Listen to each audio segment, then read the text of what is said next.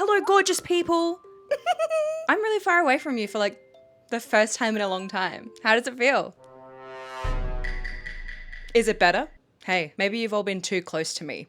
Up until this point. Anyway, as a peek behind the curtain to my last video, what would Loverfest have looked like? And strangely coincidental timing from Miss Taylor Swift to have re-released the City of Lover vinyl, I wanted to share with you my experience watching the City of Lover show for the first time. Obviously, I watched this for my Loverfest video, and I wanted you to have a little something of me experiencing it because prior to that video, I'd only ever seen clips, and of course, I've heard the songs. So it was exciting for me to actually properly sit down and watch it, and yeah, this is just a peek in the process of me making a video, and for all of those who enjoy seeing that little bit of the process, this one's for you.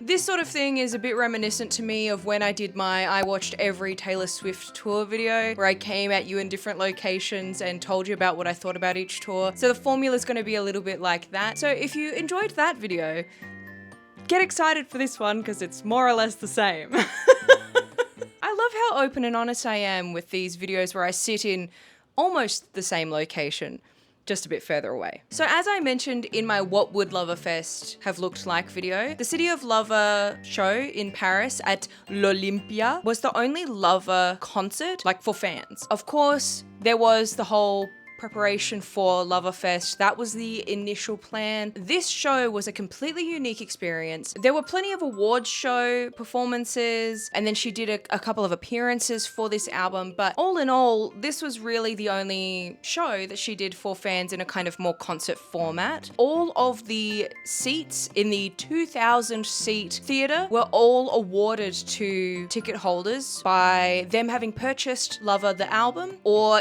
being in certain raffles and things. Now, I will say, even in my original video and this one, I'm actually not kind of sure what raffles there were. I haven't been able to find the nitty-gritty details, but I imagine the majority of those tickets were from album sales rather than raffles. Unless it's things like radio station raffles, which that's really the only thing that I can think of. And in that case, there wouldn't have been really that many. There was fans from all over the globe able to go to this thing. I want to say 37 countries. True. But a lot of countries were able to go. It wasn't just American fans, it wasn't just French fans or European fans. What's really fun about that is that it really feels like it's a for the fans experience rather than a whoever can get their hands on tickets experience. And additionally, it also makes it feel a bit more like a secret session where not everyone can go to this. This is like a once in a lifetime opportunity. So this is really special. There being only 2,000 people in that theater. Could you imagine? And being so close to Taylor, seeing her perform. Could you imagine? This show had 16 songs on the set list. The set list included Me, Blank Space, I Knew You Were Trouble, The Archer, Love Story, Delicate, an acoustic set that consisted of Death by a Thousand Cuts, Cornelia Street, The Man, Red, All Too Well, Daylight, and then she finished off the show with Style, You Need to Calm Down, Lover, and Shake It Off. The Taylor Swift City of Lover show broadcast that we're watching only included the 8 Lover songs. The reason for that is because of the masters dispute that had been ongoing at this point, and just for ease of making kind of the most money on her own songs, it makes the most sense that she would have cut those previous songs knowing that a portion of that money would have been going to the label that she had cut ties from. So while it is really sad for me to not be able to see some of these songs performed here, I would rather this be the case. Hey, I hope that one day in some capacity I'll be able to watch the entire show, but for now I'm very satisfied with this. So let's just get into it, okay? So we're starting out with Me, which, as you all know from my What Would Loverfest tour look like set list, starting off with Me is the dream of my whole life. There's just nothing better. And when I said in my video, imagine her walking out to oh my god, I felt my heart soaring out of my chest when I started watching this. Let me tell you, I was really on another plane of existence. Oh my gosh. I hate the person that I was at this point that didn't like me. You know, I'm very willing to admit that I was wrong. And I certainly was wrong during the promotion of Lover. When Me came out, I hated the song. And I think at that point, it was really because I hated any use of French that was not in proper context. And especially when it felt a bit like a meme, I really hated that. And the start of the Me music video, as we know, is Taylor Swift and Brendan Urie speaking French, and I was like, well, we're fucked, aren't we? So yeah, we got on the wrong foot, but now it's okay. We're all good. I don't have to think about that music video as often, and I can just enjoy the song for what it is. I love this version because I've said this before. If we could have a record of me without Brendan Urie, I would listen to the shit out of that song. I don't particularly like Brendan Urie. I've gone over that in my Me, Why Does Everyone Hate Me video. I dream I die for a Brendan Urie free me, as I personally am. So the City of Lover, me, really gives that to me. How many times can I say me? I feel like I'm going crazy. What I loved about this performance was the back of the screen that she was performing in front of all showed like imagery of the Me music video, like the settings of Me. Oh, it was so fun. What a callback to the beautiful things that they had designed for that. I think what was fun about looking at a lot of those images was that a lot of this was probably in the works for Loverfest, right? She works on everything like 2 years ahead of when it actually eventuates into real life. So I feel like it's probably a really good chance that a lot of the visuals that we saw for this, especially because only 2,000 people saw this, and then of course whoever wanted to when the broadcast came out. So I imagine that she was going to reuse a lot of these things, maybe tweak them a little bit, but I think a lot of it was meant to be a sneak peek. So that's really fun. I thought that that was amazing. I also really liked the outfit that she wore for this show. It was just a sleek black bodysuit with a jacket tied around her waist, all black, and I think the jacket was glittery. It really suited the venue, and it really suited, you know, her being in Paris. I feel like whenever people think about Paris, they think about beautiful, sleek fashion, dark, moody, you know. And that's exactly what this gives. It doesn't feel out of place with Lover either. It does, I think, suit this. Maybe, you know, I mean, in context, it all makes sense, and I think it looks beautiful. The one thing that I will say, I didn't even write this down, but I'm thinking about it, is that during this time, Taylor in her music videos, I thought she, like, makeup-wise, looked really good. But in a lot of interviews, she was really overlining her lips, and there's a particular interview that's used a lot around this era to talk about this era, and it's also in Miss Americana, and her lips are so overdrawn that it looks crazy, especially now that we've seen her doing her makeup normally in other contexts. So I will say in this tour, she does have that crazy overlined lip, and it was distracting to me, but she still looked beautiful. I thought that her really heavy lashes that she had for this era suited that. So in turn, the lips made sense in a way, especially on stage. During this performance, I will say her confidence just like is rippling off of her. I feel like, you know, her confidence is really just at another level. Her performance ability is fantastic at this point. I think I said this during the 1989 tour. She really had kind of hit her peak in terms of like, this is what she is as a performer, and isn't that just fantastic? In reality, I think that she is the top performer that there is currently, and she has maintained that perfect level of performance from 1989 tour to now on the Eras tour. And you know, seeing it even on this little show just says a lot about her as a character, that even though this is a really intimate show, only 2,000 people to impress, she's still going to give it just like she's got 90,000 people in the MCG to perform to. Do you know what I mean? So I wanted to point that out because I feel like maybe, you know, that kind of goes undercredited, that she is just such a performer. When people try and discredit her, I'm like, you just seriously have not watched her, because there's just something special that happens when she gets on stage, and you can really see it in this performance. Now, the next song in the broadcast was The Archer. If you remember from my describing the set list, she had quite a few songs in between me and The Archer, but in this broadcast, the editing, they made it look like she finished the song and she kept walking and started talking. And I thought that that was just masterful. You wouldn't even know that there were songs missing. This is the only instance I will say in the performance where that happened. The rest of them had ad breaks and it was very jarring. In terms of like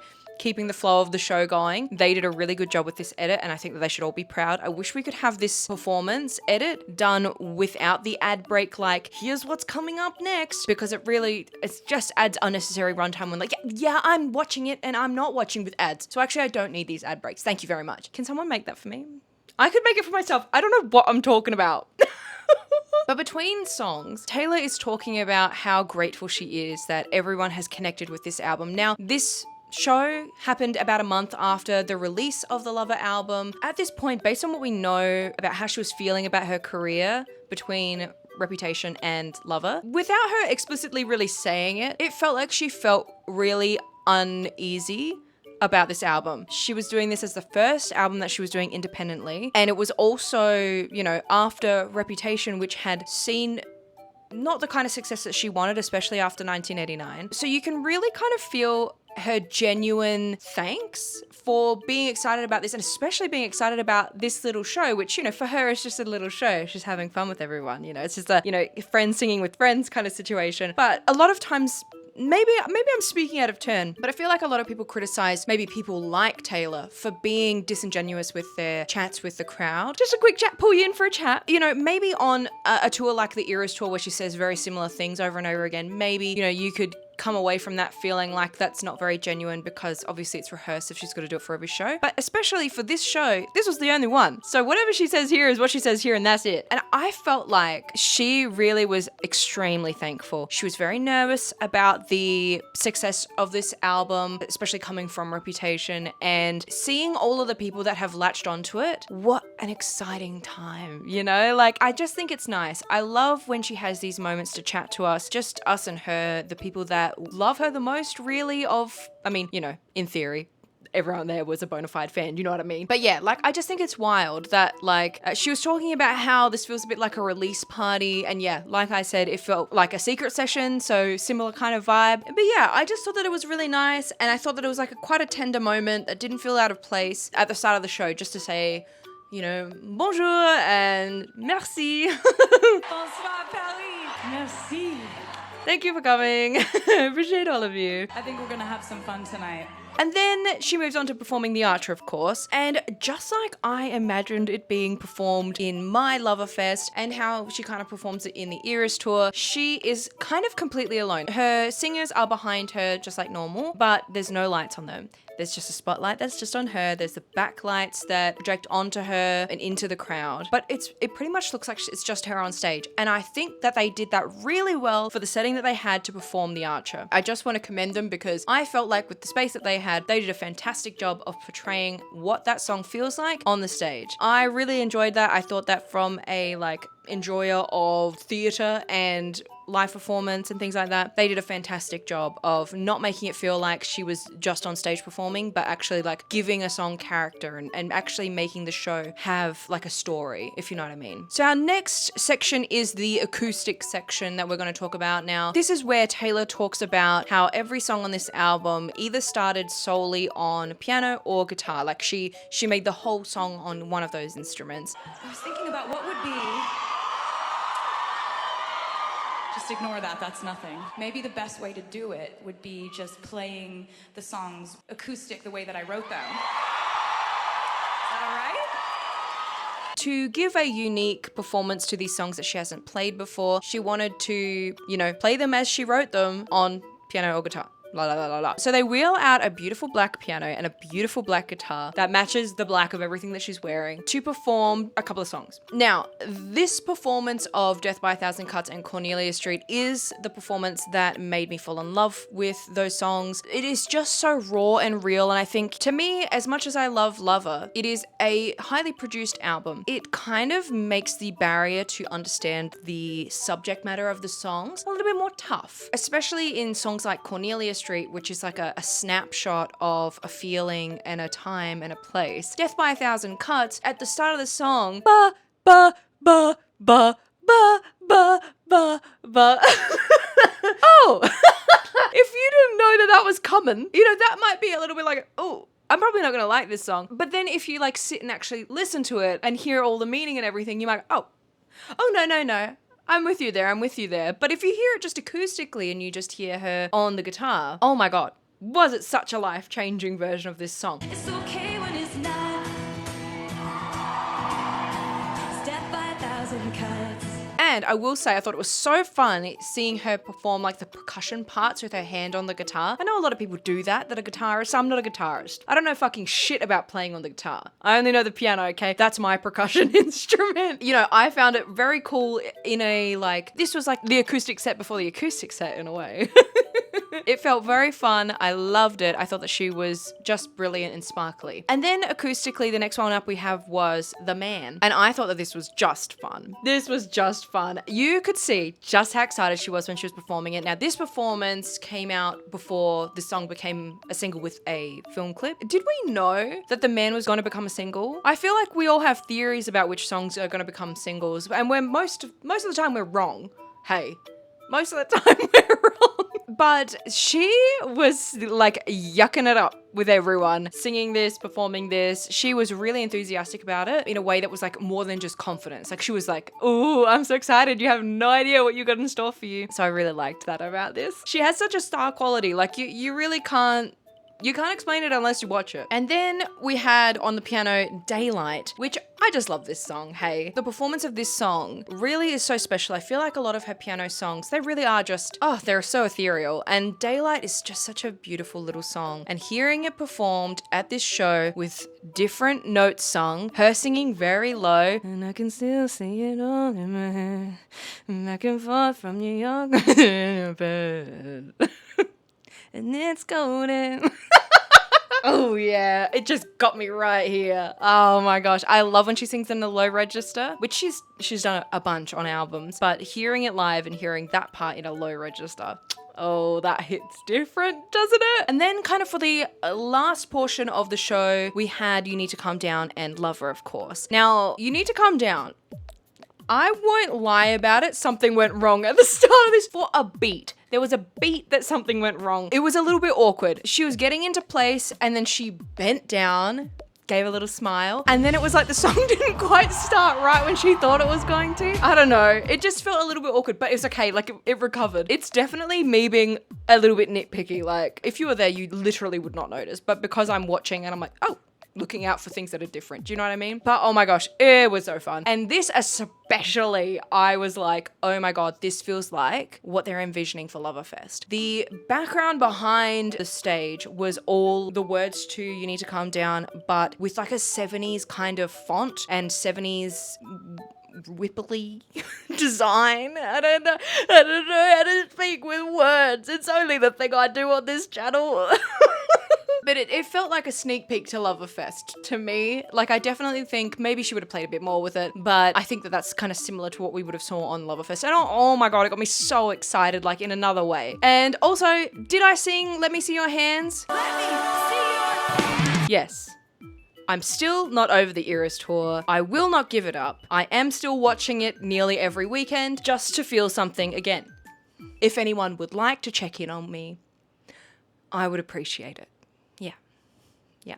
And then finally we have Lover, of course. When she was introducing this song, she was saying that this song was her favorite song that she'd ever written. I think if I had to pick a song that is probably my favorite, one that I've written at this particular moment in time, I would have to say that it's the next song that I'm about to play. I will be so very completely honest and say that that shocked me. Knowing the songs that are in her catalogue, and I'm not even going to name names because you're going to know which songs I'm thinking about. You know the song I'm thinking about. Yeah. You know all too well which song I'm thinking about. That this is her favorite song that she's ever written? Crazy. And that's not to discredit Lover, because she was talking about how it was just so easy, like all just flowed out of her. Like she just walked over to the piano and it just all floated out of her. I think that that's just so beautiful. And that must be very exciting. And it must keep the magic alive for songwriting and things like that if you have that kind of experience with the song. So certainly not to discredit Lover. It is a fun song. And I love it. And I think about it literally every day of my life. But yeah, it was shocking to me. I would love to know what you guys think about that, because knowing what she's got in her catalogue, that wouldn't have been my first thought. Let's just say. Even on the same album, I'm like, really? Lover? Death by a Thousand Cuts is right there. This song was really fun. I also really liked that she had a Lover guitar. We had a new guitar and a new mic stand for this performance, which was quite exciting. Like just like on the Red tour, where she had something completely different set up for the final song, We Are Never Ever Getting Back Together. And I was like, whoa, they like changed everything just for one song. They did it for this show too, which was really fun and beautiful. And it looks just like the Lover guitar and the Lover mic stand in the Eras tour. So that's kind of fun that they reused in a way that imagery. I mean, it's also like completely understandable that they would do that in some capacity, but you know what I mean? I don't know, it's just exciting seeing it before we see it. Do you know what I mean? What a real treat that this show was. I feel extremely privileged to have been able to watch it. I love going back into the archives of all the things that Taylor has done. She just has such a plethora of fantastic works to be able to go through and chat about. So thank you all for sitting with me and listening to my initial thoughts on this show. Thank you to everyone who has enjoyed my What Would Loverfest tour look like video. I really had such a good time making it, and I have thoroughly enjoyed hearing all of your thoughts and feelings about it as well, which songs you would change, any new information that you had that maybe I hadn't considered and things like that. I really do appreciate it because obviously I'm not the authority on Taylor Swift things. I'm just someone who enjoys it and enjoys a lot of the content. I enjoy having chats with all of you. It's fantastic for me. Before we go, I do want to know, in the last video, someone said that they actually had a ticket to Loverfest. Obviously, didn't go because it didn't go ahead, which was shocking to me because I was like, oh my God, there's someone in the audience who has experienced the thing that I'm talking about. That is actually crazy to me. And so I want to ask two things. Did anyone in my audience or abroad, you know, this may go to more people, go to this show? Because 2,000 people, hey, the internet's a big place. Maybe one of you went. I would love to know how it felt if you did go. And if you just saw this broadcast, I would also like to know that. And two, did any of you get the restock of the vinyl that just came out? Oh, I could have killed. I've got a bone to pick with Taylor Swift Store Australia. You cannot release things randomly at 4 a.m. for Australia and think that anyone but scalpers and degenerates, lovingly, are the people that are buying it. You know what I mean? Like, hey, let's hold back until 10 a.m. for Australians. Or, hey, if that's just a little bit too late, 6 a.m. I work full time. I can pay for all this bullshit that you release. Let me. Let me give you money. Anyway, thank you all so much for hanging out with me today. I've had such a blast. I just love talking about all these kinds of things. I love going back into the annals of the archives and experiencing things. If there's anything else that you think that I really need to watch of Taylor's things, please let me know. There are a bunch of things that I want to investigate. I do have something in the works that has been scratching in the back of my mind. And of course, many other projects that I can't wait to bring to you over the next few months. So yes, thank you all so much for hanging out with me today. I've had a fantastic time. I hope you have too. Two things before I go. If any of you are in California and are experiencing the devastating wildfires, my heart completely goes out to you. There is nothing that has consumed my time, space, more than finding out if everyone's okay, the people that I care about. So please look after yourselves. I say this at the end of every video, but stay safe, stay hydrated, and I'll see you all next time, is very serious, and I mean this especially in this moment. So more than anything, everyone, stay safe, stay hydrated, and I will see you all next time. The biggest of kisses in the whole wide world for all of you. From so far away from the camera. Yeah.